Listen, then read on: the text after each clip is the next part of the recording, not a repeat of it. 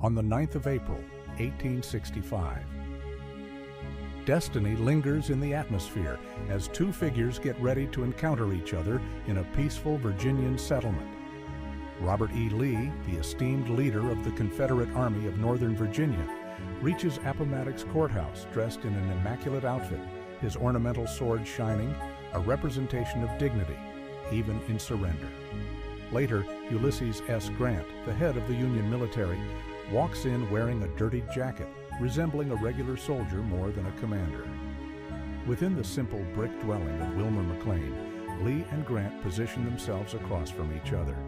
They speak, put their names on the surrender paperwork, and grasp hands.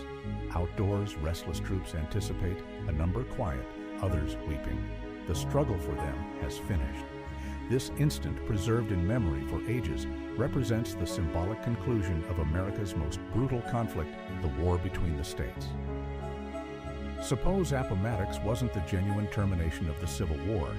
Suppose the renowned assembly of Robert E. Lee and Ulysses S. Grant was merely one piece of a far broader story. Lee, historically the emblem of Confederate defiance, and a commander who previously stated he'd prefer death 1,000 times over yielding, encountered a completely transformed situation by April 1865. Following prolonged periods of exhausting trench combat surrounding Petersburg and Richmond, Union soldiers achieved a breakthrough at Five Forks on April 1st, compelling Lee to vacate the Confederate headquarters and withdraw westward. His troops, weary and famished, anticipated discovering provisions at Amelia Courthouse on April 5th, but discovered nothing. The withdrawal evolved into a frantic competition, with Lee's troops decreasing and Union soldiers approaching from every direction. While Lee's troops retreated west, they located no supplies at Amelia Courthouse. His soldiers were dying of hunger, drained, and continuously bothered by Union horsemen under General Philip Sheridan's command. The catastrophe at Sailor's Creek on April 6th, where approximately 1/4 of Lee's forces were lost, left him profoundly disturbed and apparently shouting, "Good heavens, has the military disintegrated?" By April 8th, Union troops had obstructed Lee's route at Appomattox Station and captured essential supplies, surrounding him without any exit or help. Confronting these hopeless situations, Lee, in spite of his prior promise never to give up, selected practicality over honor. He understood that ongoing opposition would just bring about pointless loss of life for his troops and pain for Southern citizens. One of Lee's most reliable generals, James Longstreet, had a vital part in forming this choice. Famous for his sensible thinking, Longstreet realized that ongoing conflict was useless and endorsed surrender. In the end, Lee's capitulation on April 9, 1865, was caused by a mix of overpowering Union troops, absence of materials, the disintegration of his forces, and the advice of reliable leaders such as Longstreet.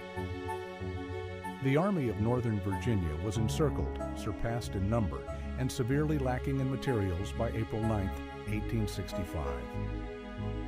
At Appomattox Station, General John B. Gordon stated his unit was worn out after trying to pierce Union horsemen, hindering their escape toward the west. With zero expectation of assistance or breaching the Union positions, Longstreet recommended to Lee that yielding was the sole practical choice remaining. Not every commander consented. Brigadier General Edward Porter Alexander suggested disbanding the military into smaller units to conduct guerrilla fighting, thinking it could stretch opposition forever. Still, both Longstreet and Lee refused this, giving priority to stopping extra pointless pain. Longstreet's impact during those concluding moments mirrored his pragmatic attitude throughout the conflict, making choices to reduce pointless sacrifice, even when that meant acknowledging defeat. Scholars still argue about whether Lee's capitulation was arranged for symbolic and unity purposes, observing how the event was meticulously managed and became a potent representation of the war's conclusion. General Grant extended remarkably generous conditions to General Lee and his soldiers at Appomattox.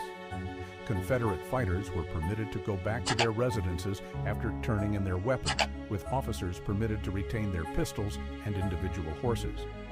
No individual would experience legal punishment as long as they respected their pledges.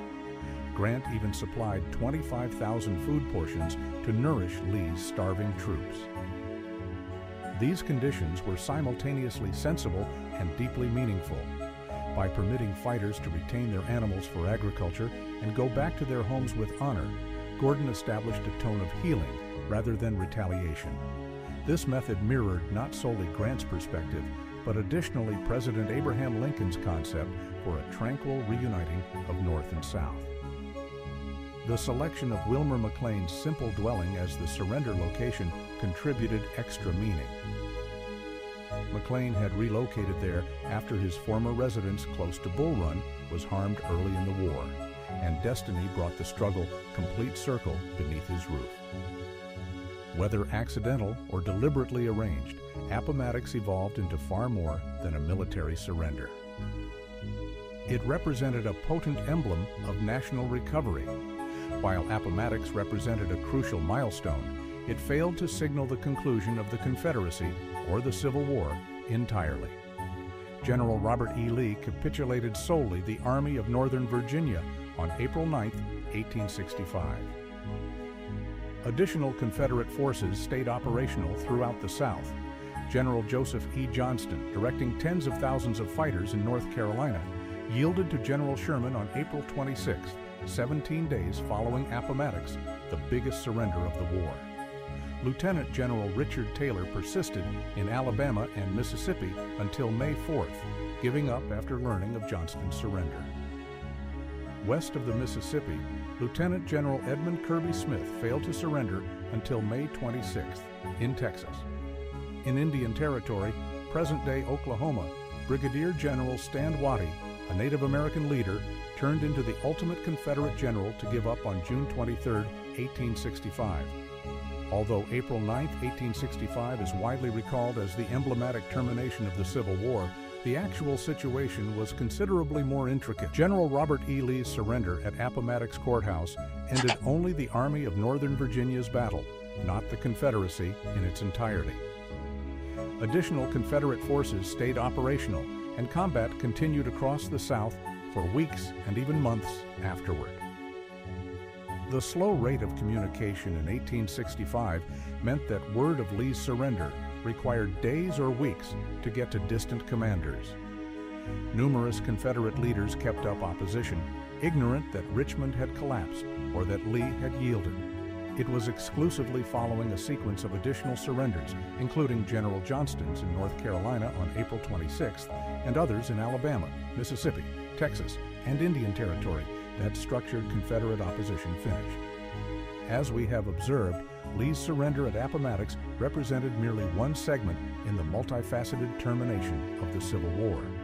His choice failed to dissolve the Confederacy or bring immediate tranquility. It functioned as a potent emblem of honor and healing, yet combat and unpredictability continued for months as the divided country struggled to reconstruct. Suppose Lee had chosen partisan fighting rather than surrender. Suppose Jefferson Davis had gotten away and rallied the leftover Confederate troops. Might the conflict have persisted even longer or ended in even more destruction?